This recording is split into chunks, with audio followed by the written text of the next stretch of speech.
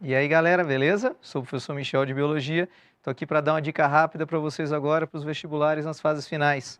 Vamos lembrar da ecologia dos ciclos biogeoquímicos. Já dizia Lavoisier, nada se perde, nada se cria, tudo se transforma. Então, os elementos químicos são reciclados na natureza através das cadeias, das teias alimentares, com a participação, então, dos seres vivos e do ambiente. Então, quando nós falamos em ciclos biogeoquímicos, é a reciclagem envolvendo o meio biótico e o abiótico, os seres vivos e o ambiente não vivo.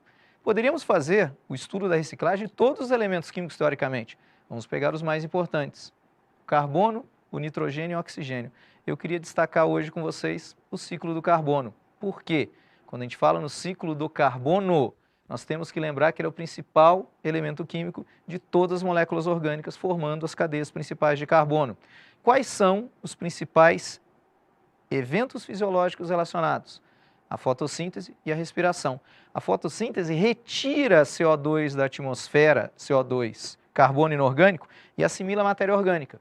A respiração celular quebra esse carbono orgânico, principalmente na forma de glicose, e libera para a atmosfera na forma de CO2. Tem que haver um equilíbrio dentre esses processos realizados pelos seres vivos para manter agora uma certa quantidade de carbono no meio, carbono abiótico, e o carbono biótico.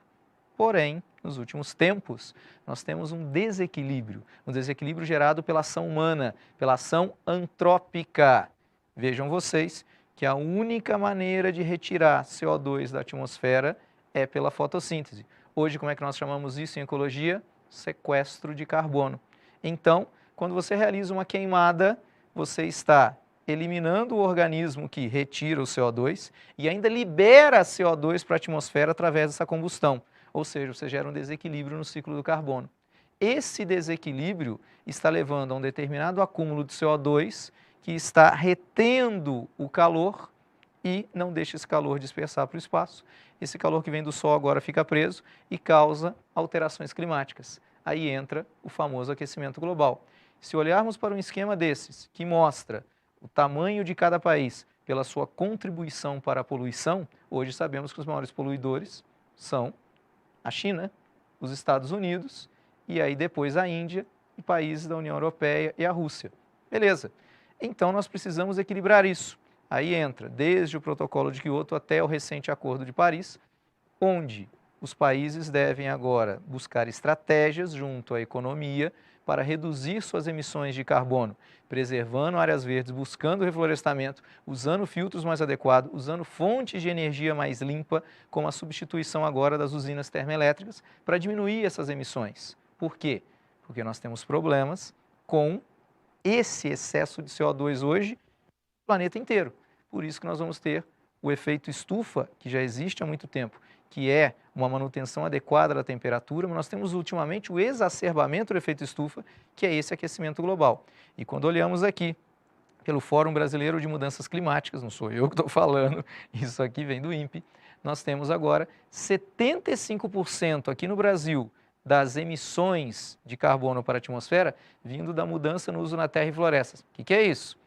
Queimada de floresta, queimada no plantio, como alguns ainda fazem em relação à cana. Ora, qual é a consequência?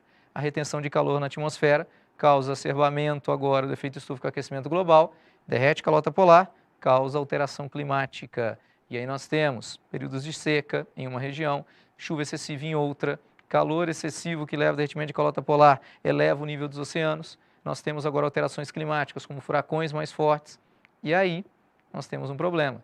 Consequências para o ambiente. Nós podemos ter agora aumento da área de abrangência de doenças, porque agora fica mais quente, eu posso ter insetos vetores de doenças chegando a regiões onde não chegavam anteriormente. Falta água, então eu começo a usar mais água para a agricultura, começa a faltar até para o uso urbano. Nós temos agora queda da biodiversidade pela queimada de florestas ou mesmo pela alteração da temperatura e alteração da precipitação. Nós começamos a ter agora erosão de áreas costeiras e também queda da biodiversidade e ainda por cima a criosfera, as regiões polares começam a reduzir e isso afeta também a biodiversidade nessas regiões. Então nós temos uma série de consequências por essas alterações no ciclo do carbono. Legal? Esse é só um lembrete rápido para vocês, galerinha. Obrigado, boa prova para vocês. Estamos aí.